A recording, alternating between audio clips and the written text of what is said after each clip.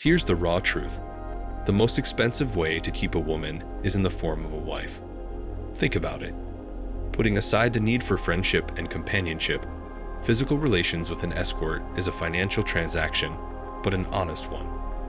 She does not pretend to care or love you as a wife does. She does not need to lie. She wants your money. Money! You, her body. You're both very clear about it. You pay for something specific, and you get it. We all pay one way or another. Why not make it an honest transaction instead of creating fake scenarios where you waste your time, energy, and resources? When you crunch the numbers, it is so much cheaper to simply pay a pro from time to time as you feel the need. In marriage, you commit your life, your soul, your all, with no guarantee that she will not one day break the supposed to be lifetime contract, take half your life from you, and move on to another target.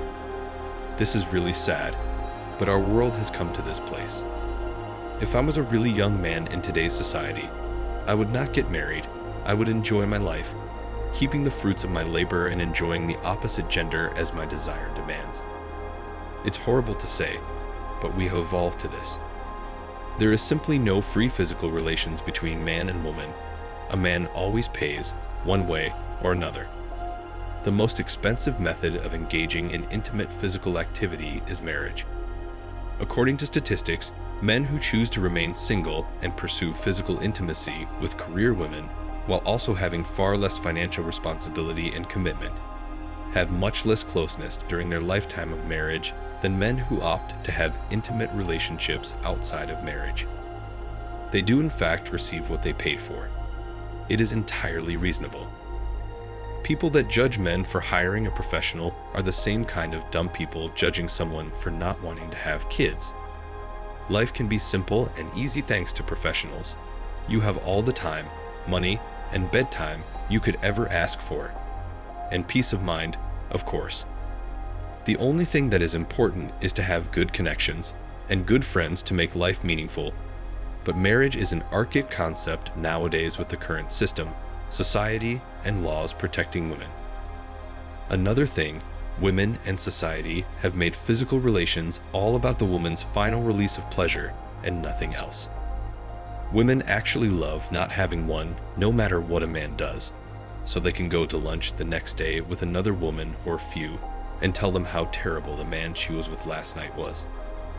How he didn't do this or that or the other thing for sympathy from these other women. I've seen and heard various versions of this over the years in restaurants, and it always plays out the same way. Some female experts here on YouTube will tell you you're supposed to ask her what she likes. If you do that, she'll be making fun of you the next day with her equally dysfunctional girlfriends. It is so much cheaper to have professional services than to date because of the amount of money women want you to spend on the first date. God forbid, you don't want to take her to get a coffee to actually get to know her. You have to spend $300 to $400 on the first date so she can show off to all her friends how much money you have and how well off she's going to be by being with you. And the crazy part about all of this is that you're not even guaranteed to sleep with her at the end of the night. Isn't paying for it much better for men then? And after about 6 or 7 dates, you might get invited in and maybe have a chance to get to the goods that you technically have paid for. It's crazy to song and dance that you have to do. If you look at it mathematically, $400 over 6 times dinner is $2,400. Just sit back and think about the kind of professional services you could have had for that kind of money, and that $400 includes dinner, all the flowers, and all the other miscellaneous things that go along with dinner.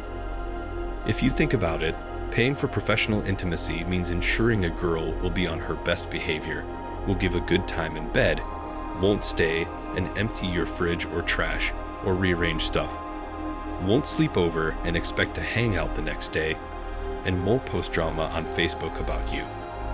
That's a much better deal for men than dealing with the constant drama that results as a consequence of marriage. Women truly have no right to whine about how awful dating is. They find dating to be simple. On the other side, it's more difficult for guys. We are required to cover all costs, make all the plans, and execute the first, second, and 10th moves. We put up with the drama, baggage, hypergamy, and irrationality of women. Without any assurance of payment, we perform all of these tasks and more.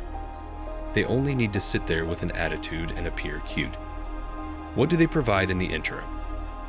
A terrible attitude, lack of devotion or sincerity, selfishness, blue hair, having one or more children with another guy, and an entitlement mentality are a few examples. Let me explain it to you in plain, factual words, women. If you even have an average appearance, if you had all the fundamental human qualities that any normal woman should possess, a good man would have found you long ago. The simple fact that you are by yourself says a lot about you. Not the countless good guys you've laughed at, passed over, and refused to even give a second glance in the past. Since you rejected them all and chose the bad boys who hurt you and left you, you're left wondering, where are all the nice guys? They're well settled with the women who liked them for who they were.